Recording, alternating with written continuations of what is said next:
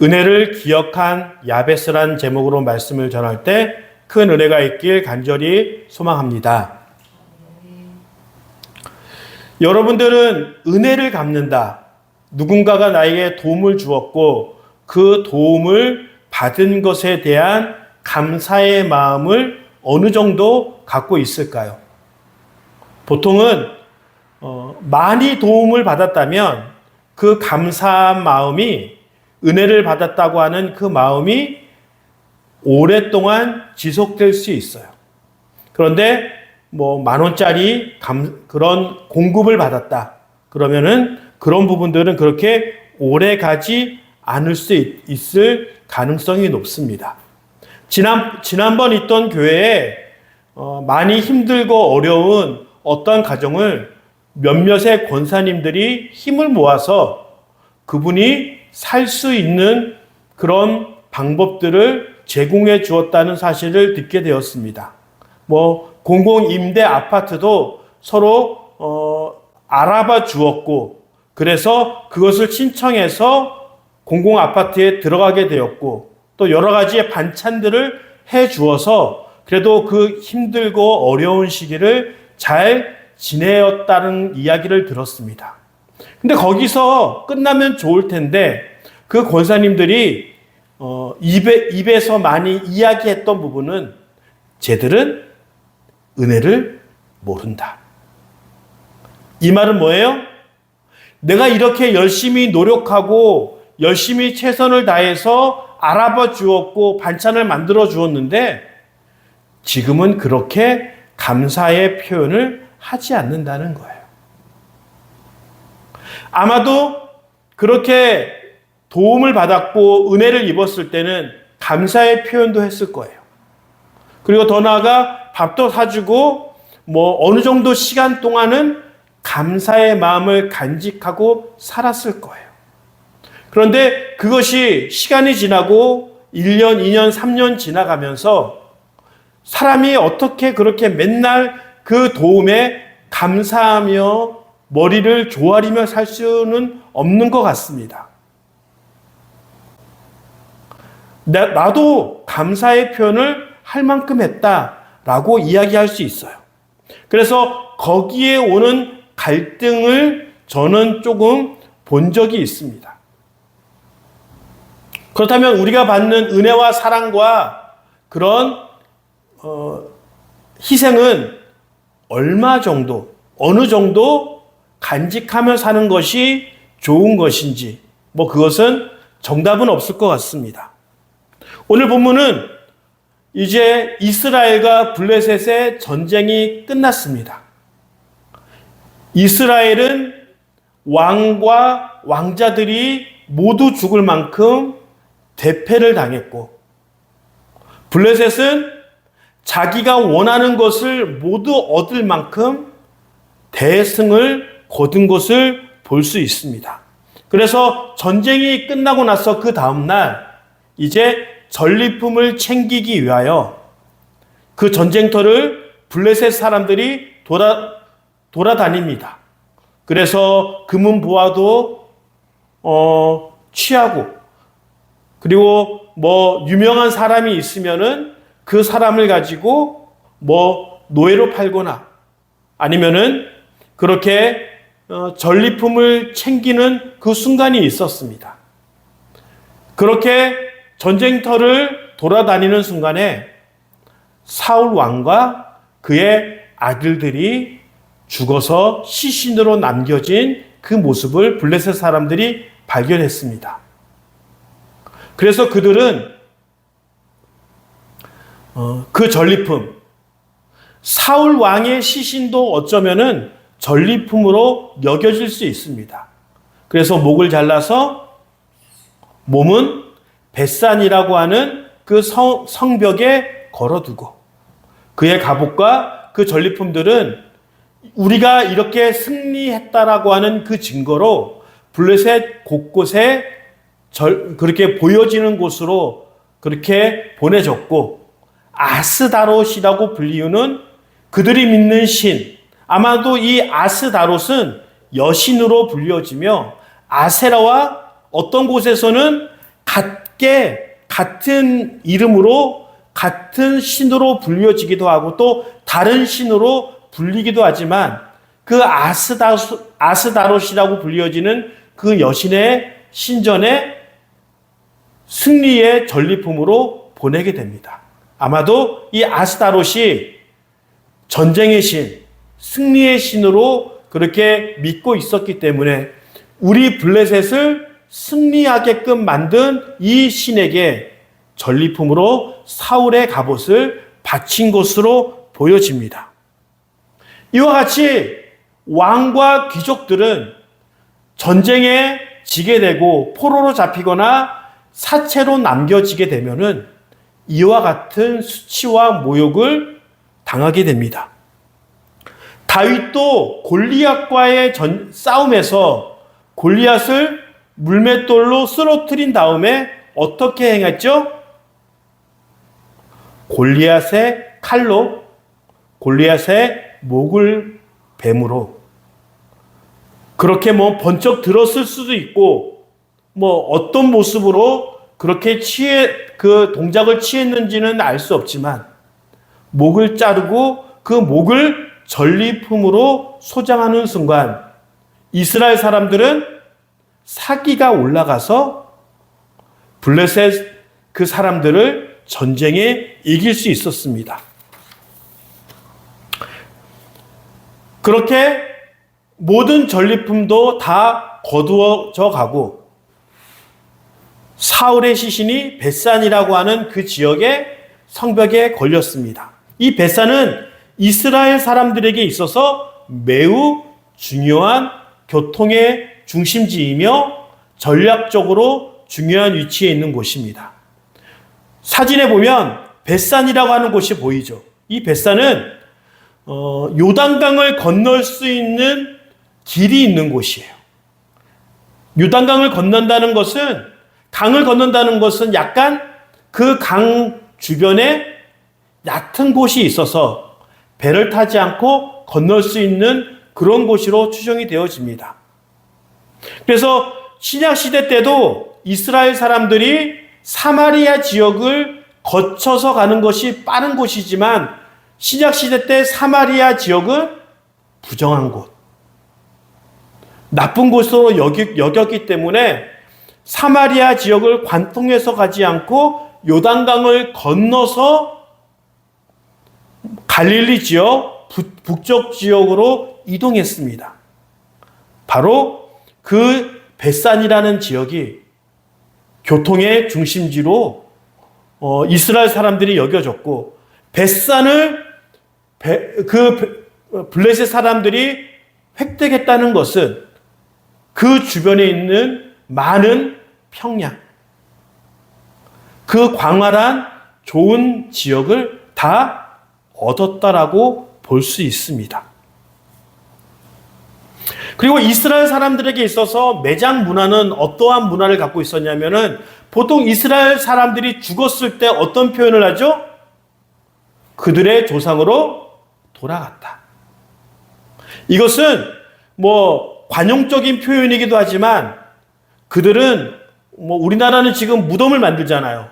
그런 것이 아니라 그들의 시신을 동굴 같은 곳에 방치하고 모든 것이 다 썩어서 유골만 남았을 때 그 유골을 모아서 유골함 같은 곳에 그 유골함에는 자기의 아버지, 자기의 어머니, 할아버지, 고조할아버지, 증조할아버지 그렇게 모든 뼈들이 모여있는 그 유골함에 그 뼈를 모아서 넣게 됩니다. 그들이 이상적으로 생각하는 장묘 문화가 그렇다는 거예요. 그런데 이 사울은 그들의 가족에게 돌아가지 못하고 성벽에 매달려 있고 그리고 그 시신이 부패하면서 오고 가는 사람들에게 사울이 얼마만큼 비참한 최후를 거뒀는지 보여주고 있는 그 상황에 길르앗 야베스에 거주하고 있는 그 사람들이 그래, 우리가 힘을 모아서 장사를 지내주자.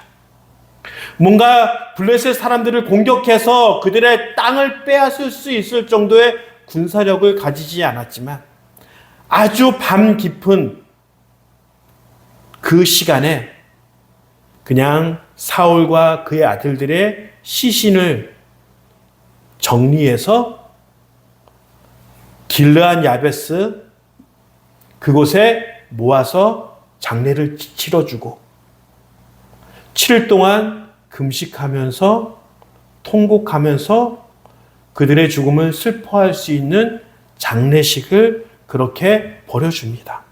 그런데 이것이 쉽지 않아요.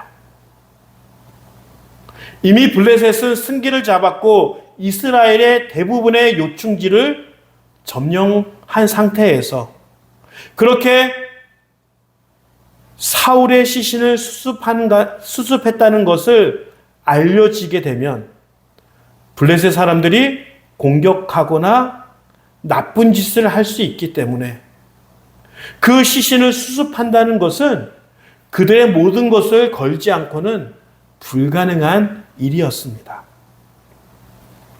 그렇다면 왜 이 길르앗 야베스 사람들이 사울의 시신을 그냥 내버려 두어도 어느 누구 하나 손가락질 하지 않지만 목숨을 걸고 그들의 성읍의 운명을 걸고 사울의 시신을 수습했을까요? 그것은 바로 거의 40년 전, 38년, 37년 전으로 돌아가게 되면 사울이 왕이 되고 왕의 초창기가 되었을 때 이 길르앗 야베스가 사울 왕에게 도움을 요청합니다. 어떤 도움을 요청했냐면은 이 암몬이라는 사람들이 이 길르앗 야베스를 공격하기 위하여 포위를 했어요. 도저히 전쟁을 해서 이들을 이길 수 없다고 그렇게 결정했던 그 사람들이 우리가 항복하겠습니다. 그러니 우리의 목숨만을 살려주십시오라고 그렇게 항복을 하려고 하니까 암몬 사람들이 이렇게 대답합니다. 너희가 항복할지라도 그 성읍에 있는 모든 사람들의 오른쪽 눈을 파겠다. 실명하게 만들겠다. 그렇게 말합니다. 이 말은 어떤 말이에요? 우리가 전쟁에 이길 수 없어서 전쟁을 하게 되면 그 길르앗 야베스에 있는 모든 사람들이 죽음을 당하거나 포로로 잡혀가는 비참한 최후를 얻게 되고 화친을 하더라도 오른쪽 눈을 모두 잃을 만큼 비참한 상황에 처해 있었을 때 이 사람들은 요단강을 건너서 사울 왕이 있는 기브아에 찾아가서 우리를 도와주십시오. 우리가 이런 어려움이 있습니다라고 그렇게 요청합니다. 마침 그때 사울 왕은 왕이 되었지만 소를 가지고 농사를 짓고 있는 상황이었습니다. 그래서 갑자기 그 소를 죽이고 각을 떠서 이스라엘에 있는 모든 지파들에게 그 각을 뜬 소를 보내면서 이 전쟁에 참여하지 않는 지파는 이 소가 죽고 각이 떼어진 것처럼 너희도 그렇게 당할 것이다. 그러니까 한마디로 모든 이스라엘이 힘을 합쳐서 이 어려움에 빠진 길르앗 야베스 사람들 돕자라고 그렇게 도움을 요청합니다. 그래서 30만 명이 모였고 암몬 사람들을 아주 훌륭하게 물리쳐서 길르앗 야베스 사람들에게 자유와 안전을 가져다 주게 됩니다. 이 전쟁이, 암몬과의 전쟁이 야베스 사람들을 아주 도울 수 있는 좋은 기회였지만 사울 왕 그에게도 매우 유익한 그런 전쟁이었습니다. 사무엘상 10장 27절에 보면 이런 말씀이 있습니다. 그러나 몇몇 불량배들은 이런 사람이 어떻게 우리를 구할 수 있겠느냐 하고 떠들면서 그를 업신여기고 그에게 예물도 바치지 않았다. 그러나 사울은 못 들은 척하였다. 사울 왕은 사무엘로부터 이스라엘 모든 사람들에게 모여진 상황에서 왕으로서 기름 부음 받습니다. 그런데 몇몇 사람들은 그렇다는 거예요. 내가 저 사람을 잘 알지 못한다. 저 사람이 우리를 위해서 뭔가 대단한 일을 한 적이 있느냐? 나는 저 사람을 우리의 왕으로 인정할 수 없어. 그래서 예물도 바치지 않았고, 아마도 그 소리를 자기 혼자 마음속으로 한 것이 아니라 사람들이 들릴 정도의 큰 소리로 얘기했던 것 같아요. 그래서 사울도 그 소리를 들었지만 못 들은 척하였다. 만약에 내가 왕인데 그런 소리를 내 앞에서 내가 들릴 정도로 이야기를 했다면 왕의 권위가 완전히 무너진 거예요. 그런 상황에서는 그 사람들을 일벌백계 하는 것이 올바른 방법입니다. 그러나 그 당시 사울 왕은 자기가 왕이 되는 것에 대하여 그렇게 권위나 그렇게 확고한 그런 마음이 별로 없었던 것 같아요. 사무엘이 막 제비 뽑고 있었을 때 그 사울 왕은 숨어 있었고 약간 샤이, 부끄러움도 타고 자신감도 없는 것처럼 보였습니다. 그러나 이렇게 길르앗 야베스가 도움을 요청했을 때 그 울분을 가지고 강력한 리더십을 발휘합니다. 함께하지 않으면 내가 이 소를 죽이고 각을 뜬 것처럼 너희도 그렇게 하겠다. 그리고 그들의 동족의 어려움을 허투루 아주 얕은 것으로 바라보지 않고 목숨을 걸고 그들을 도움으로 더 이상 사울 왕을 왕으로 인정하지 않는 그 모습들은 사라지고 없어졌습니다. 왕으로 기름 부음을 받아서 이스라엘 모든 사람들에게 왕으로 인정받고 존중받은 것이 아니라 사울 왕은 왕으로서 목숨을 걸고 그들의 민족과 지파를 지켰을 때 비로소 강력한 왕권을 사람들로부터 인정받게 되는 그 놀라운 일이 누구 때문에 생겼다고요? 길르앗 야베스를 도움으로 그렇게 얻어진 거예요. 그런데 이 시간이 지나고 거의 40년이 지났어요. 성경에 보면은 사울 왕이 되었을 때 그 나이는 40살이었다고 나와 있습니다. 그리고 사도행전 13장에 보면 사울 왕이 왕으로 있었던 그 시기는 40년 동안 왕으로 지냈다라고 그렇게 나와 있습니다. 그래서 살펴보면 사울 왕은 80세에 죽었다라고 볼 수 있고 이 길르앗 야베스를 도왔던 것도 뭐 왕이 되자마자 도운 것은 아니었기에 뭐 한 38년 전, 37년 전, 뭐 아니면은 39년 전 그 정도 시간이 지난 거예요. 40년 전, 38년 전 야베스를 도왔던 그 기억. 혹시 여러분들은 40년 전의 일들을 기억하십니까? 제가 40년 전은 제가 지금 몇 살이죠? 53세인데 40년 전은 제가 13살. 그러면은 뭐 초등학교 6학년, 5학년 정도 되겠죠. 저는 그때를 거의 기억하지 못해요. 벌써 그때 은혜를 입었던 거의 대부분의 사람들이 세대 교체를 했어요. 그리고 그것을 강력하게 감사했던 그 모든 사람들이 아마도 거의 다 죽었거나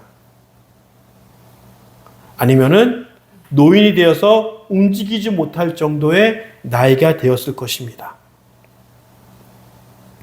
그럼에도 불구하고 이 길르한 야베스는, 이 사람들은 40년 전에 그들이 받았던 은혜를 기억했습니다.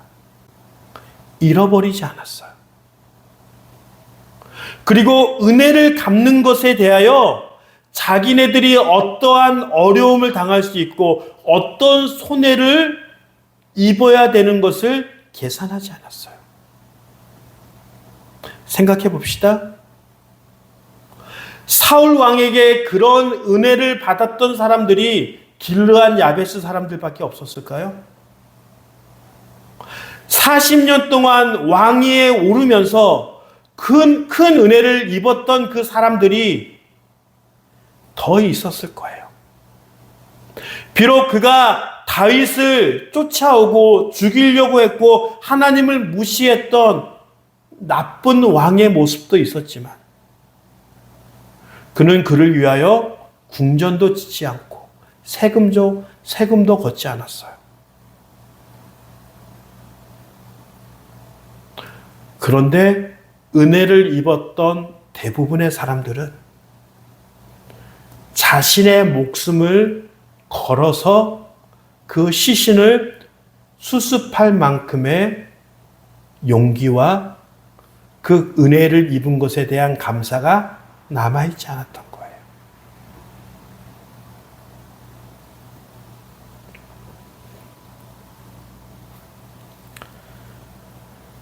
많은 사람들은 내가 베푼 은혜는 상대방이 오랫동안 기억하기를 기대합니다. 그런데 내가 받은 은혜, 내가 입은 감사는 그것을 약간만 유세를 떨려고 하면 싫어합니다. 상반된 마음이 있어요.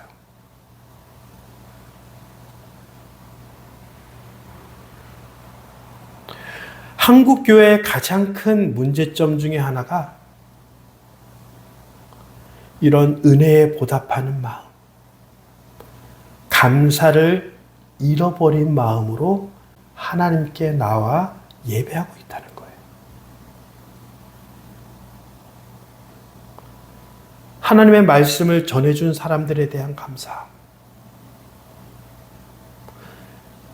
매일같이 그들을 위하여 기도해 주는 것에 대한 감사함,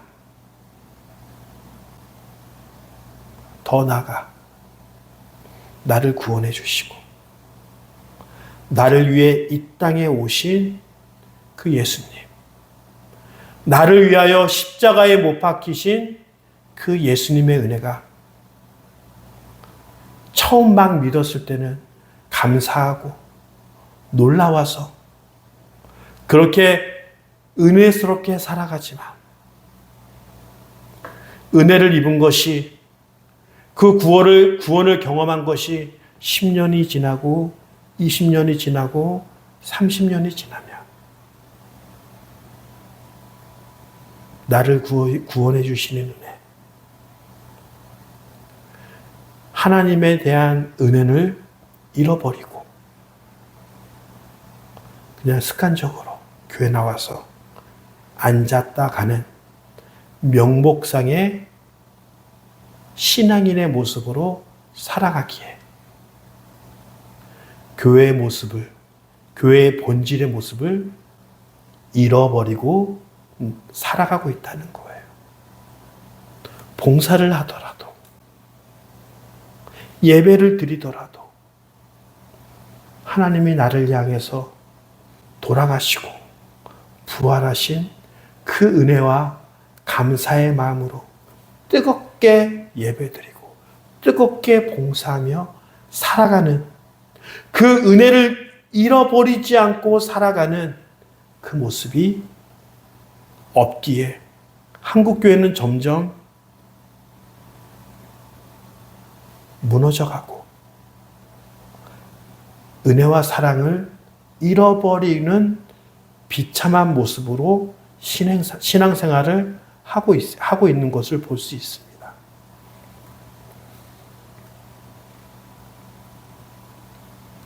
그래서 우리는 하나님의 은혜와 사랑을 이 야베스 사람들처럼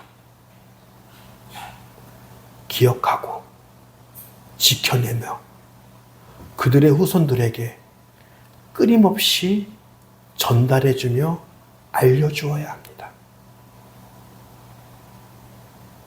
그것이 하나님을 위하는 것처럼 보이지만 그렇지 않아요.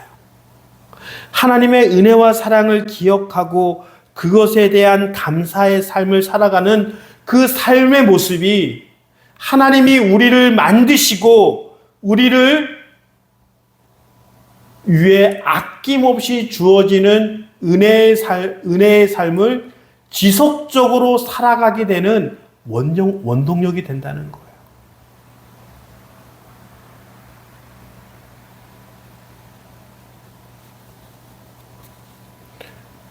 우리의 어려운 인생은 누군가가 우리를 돕지 않기 때문에, 누군가가 우리에게 필요한 부분들을 채워주지 않기 때문에 어려운 것이 아니라